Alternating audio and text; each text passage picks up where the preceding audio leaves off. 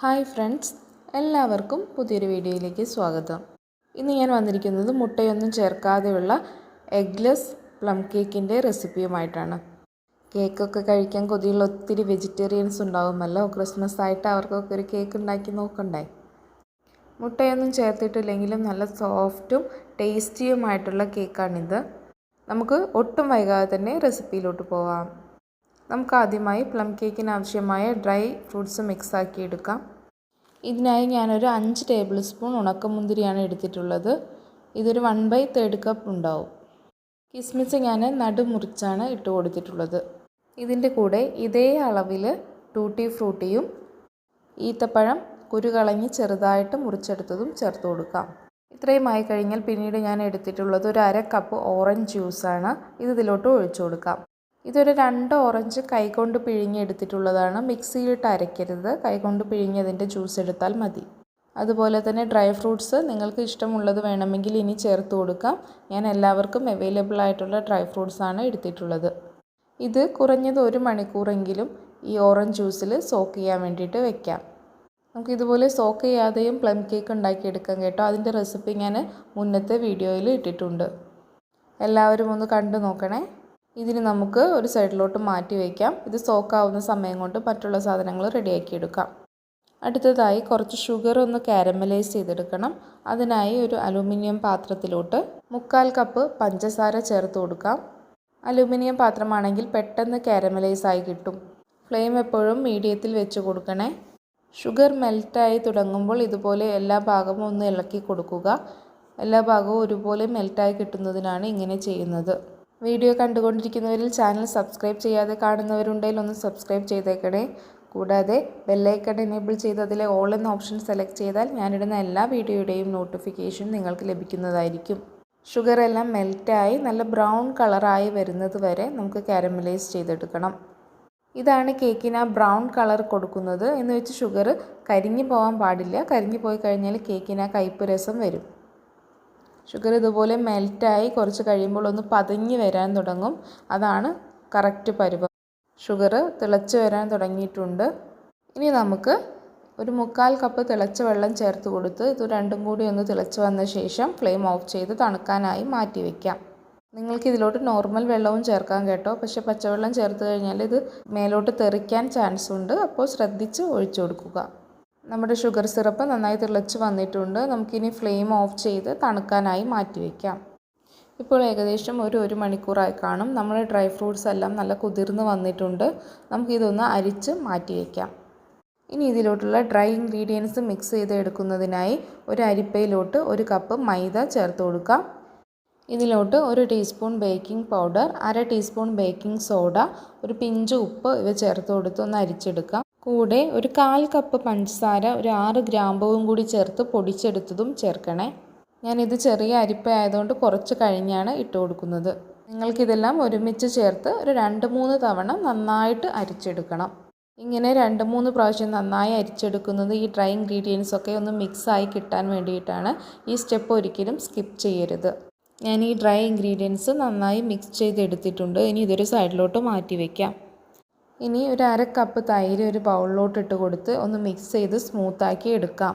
ഇത് റൂം ടെമ്പറേച്ചറിലുള്ളതായിരിക്കണേ. നമ്മൾ കേക്കിന് എടുക്കുന്ന എല്ലാ സംഭവങ്ങളും റൂം ടെമ്പറേച്ചറിലുള്ളതാവണം. ഈ സമയത്ത് നിങ്ങൾക്ക് ഇതിലോട്ട് ഒരു 1/4 കപ്പ് സൺഫ്ലവർ ഓയിലും കൂടി ഒഴിച്ചു കൊടുക്കാം. ഞാൻ ഈ സമയത്ത് ഒഴിച്ചു കൊടുക്കാൻ വിട്ടുപോയിട്ടുണ്ട്. അവസാനമാണ് ഒഴിച്ചു കൊടുത്തത്. ലാസ്റ്റ് ഒഴിച്ചു കൊടുത്തു വെച്ചിട്ട് പ്രശ്നമൊന്നുമില്ല. ഈ സമയത്ത് ഒഴിച്ചു കൊടുത്താൽ മിക്സ് ചെയ്തെടുക്കാൻ എളുപ്പമായിരിക്കും. ഇതിലോട്ട് നമ്മൾ മാറ്റി വെച്ച ഡ്രൈ ഇൻഗ്രീഡിയൻസ് കുറേശ്ശെയായിട്ടിട്ട് നന്നായി മിക്സ് ചെയ്തെടുക്കാം. കുറച്ച് ഫ്ലോർ ഒന്ന് മാറ്റി വെക്കണേ.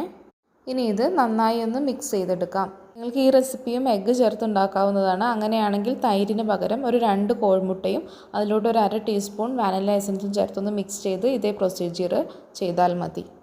ഇതിലോട്ട് നമ്മൾ നേരത്തെ കാരമലൈസ് ചെയ്ത് വെച്ച ഷുഗർ ചേർത്ത് മിക്സ് ആക്കി എടുക്കാം. ഞാൻ നേരത്തെ അപ്ലോഡ് ചെയ്ത സോക്ക് ചെയ്യാത്ത പ്ലം കേക്ക് റെസിപ്പി നിങ്ങൾക്ക് എഗ്ലെസ് ആക്കി എടുക്കണമെങ്കിൽ അതിൽ മുട്ടയ്ക്കും വാനില എസൻസിനും പകരം 1/2 കപ്പ് തൈര് ചേർത്ത് കൊടുത്താൽ മതി.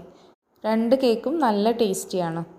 ഇത് നമുക്ക് നല്ല കട്ടയൊന്നും ഇല്ലാതെ മിക്സാക്കി എടുക്കണം.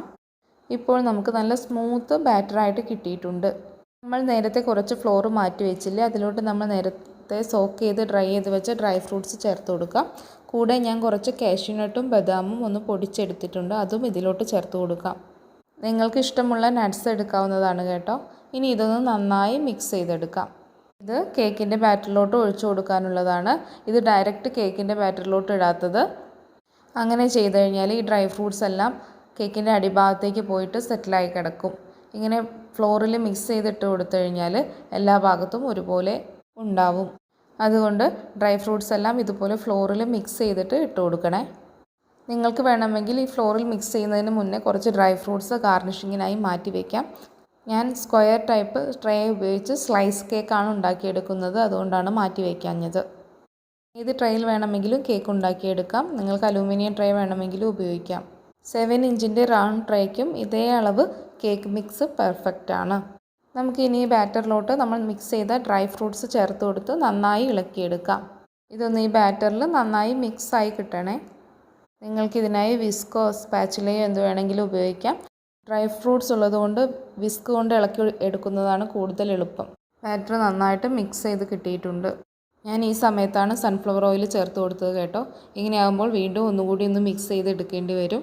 ഇതിനേക്കാൾ എളുപ്പം തൈരിനൊപ്പം ഓയിൽ മിക്സ് ചെയ്ത് എടുക്കുന്നതാണ്.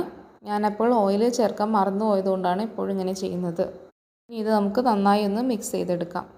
അങ്ങനെ നമ്മുടെ കേക്കിൻ്റെ ബാറ്റർ റെഡിയായി കിട്ടിയിട്ടുണ്ട്. നമുക്കിനി ഇതൊരു ട്രേ സെറ്റ് ചെയ്ത് അതിലോട്ട് മാറ്റാം.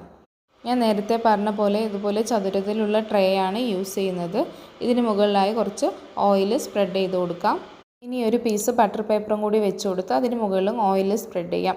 നിങ്ങളുടെ കയ്യിൽ ബട്ടർ പേപ്പർ ഇല്ലെങ്കിൽ കുറച്ച് മൈദ തൂകി ഒന്ന് തട്ടിയെടുത്താൽ മതി.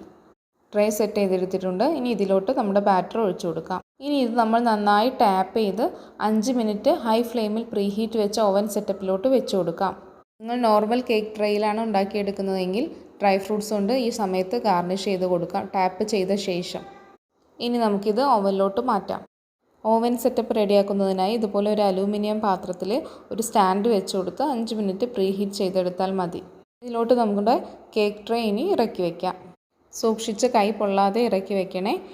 ഇനി ഇത് അടച്ച് വെച്ച് മീഡിയം ഫ്ലെയിമിൽ വേവിച്ചെടുക്കാം. കേക്ക് റെഡിയാവുന്നതിനായി നിങ്ങളുടെ സ്റ്റൗവിൻ്റെ ഫ്ലെയിമിനനുസരിച്ച് 40 മിനിറ്റ് മുതൽ 1 മണിക്കൂർ വരെ എടുക്കാവുന്നതാണ്. 40 മിനിറ്റ് കഴിഞ്ഞാൽ ഒരു 5 മിനിറ്റ് കൂടുമ്പോൾ ഒരു സ്ക്യൂവർ വെച്ച് ചെക്ക് ചെയ്ത് നോക്കി കേക്ക് വെന്തോ എന്ന് നോക്കേണ്ടതാണ്. കേക്ക് ഏകദേശം റെഡിയായി വരുമ്പോൾ കേക്കിൻ്റെ നല്ല സ്മെല്ല് വരും. ഈ സമയത്ത് ചെക്ക് ചെയ്താൽ മതി. സ്ക്യൂവറിലൊന്നും കേക്കിൻ്റെ മിക്സ് പറ്റി പിടിക്കാതെ ക്ലീനായിട്ട് കിട്ടിക്കഴിഞ്ഞാൽ കേക്ക് വെന്തിട്ടുണ്ടാവും. ഞാൻ നേരത്തെ ഒന്ന് ചെക്ക് ചെയ്തെന്നാണ് വീഡിയോയിൽ കണ്ടത്. ഇപ്പോൾ ഒരു 55 മിനിറ്റ് ആയിട്ടുണ്ട്. കേക്ക് നമുക്ക് നല്ല പെർഫെക്റ്റായിട്ട് വെന്ത് കിട്ടിയിട്ടുണ്ട്. സ്ക്വയർ ക്ലീനായിട്ട് കിട്ടിക്കഴിഞ്ഞാൽ മറ്റൊന്ന് 2 ഭാഗവും ഒന്ന് കുത്തിക്കൊടുത്ത് എല്ലാ ഭാഗവും ഒരുപോലെ വെന്തോ എന്ന് ഉറപ്പ് വരുത്തേണ്ടതാണ്. ഇനി നമുക്ക് ഫ്ലെയിം ഓഫ് ചെയ്ത് കേക്ക് ട്രേ പുറത്തോട്ട് എടുത്തു വയ്ക്കാം. ഇനി ഇത് ഇപ്പോൾ തന്നെ അൺമോൾഡ് ചെയ്തെടുക്കാൻ പാടുള്ളതല്ല. നന്നായി തണുത്ത് വന്ന ശേഷം വേണം അൺമോൾഡ് ചെയ്യാൻ. ഇതിൻ്റെ സോഫ്റ്റ്നെസ് നഷ്ടപ്പെടാതിരിക്കുന്നതിനായി ഒരു ടവൽ കൊണ്ട് മൂടി തണുക്കുന്നത് വരെ മാറ്റി വയ്ക്കാം. ഇപ്പോൾ കേക്കെല്ലാം നന്നായി തണുത്തിട്ടുണ്ട്.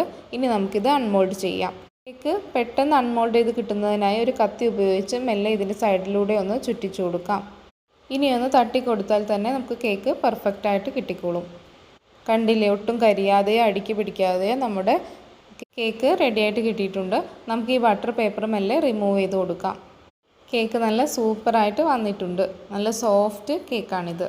ഇനി നമുക്ക് ഈ കേക്ക് ഒന്ന് കട്ട് ചെയ്ത് നോക്കാം. കണ്ടില്ലേ, നല്ല സൂപ്പർ കേക്കാണ്. ഇതിൻ്റെ ഡ്രൈ ഫ്രൂട്ട്സൊക്കെ എല്ലാ ഭാഗത്തും ഒരുപോലെ സ്പ്രെഡായിട്ട് നല്ല സോഫ്റ്റായിട്ട് കിട്ടിയിട്ടുണ്ട്. എല്ലാവരും വീട്ടിൽ ഇനി ക്രിസ്മസ് കേക്ക് റെഡിയാക്കി നോക്കി ഫീഡ്ബാക്ക് കമൻ്റായിട്ട് അറിയിക്കുമല്ലോ. ഇനി വെജിറ്റേറിയൻസിനും നല്ല സന്തോഷത്തോടെ മുട്ടയൊന്നും ചേർക്കാത്ത, ആൽക്കഹോളൊന്നും ചേർക്കാത്ത കേക്ക് കഴിച്ച് ക്രിസ്മസ് ആഘോഷിക്കാം. ചാനൽ ഇതുവരെ സബ്സ്ക്രൈബ് ചെയ്തിട്ടില്ലെങ്കിൽ സബ്സ്ക്രൈബ് ചെയ്യാനും റെസിപ്പി ഇഷ്ടപ്പെട്ടാൽ ഫ്രണ്ട്സിനും റിലേറ്റീവ്സിനും ഒക്കെ ഷെയർ ചെയ്ത് കൊടുക്കാനും മറക്കരുതേ. എൻ്റെ എല്ലാ വ്യൂവേഴ്സിനും ക്രിസ്മസ് പുതുവത്സരാശംസകൾ. വീണ്ടും ഇനി ഒരു അടിപൊളി റെസിപ്പിയുമായി കാണാം. താങ്ക്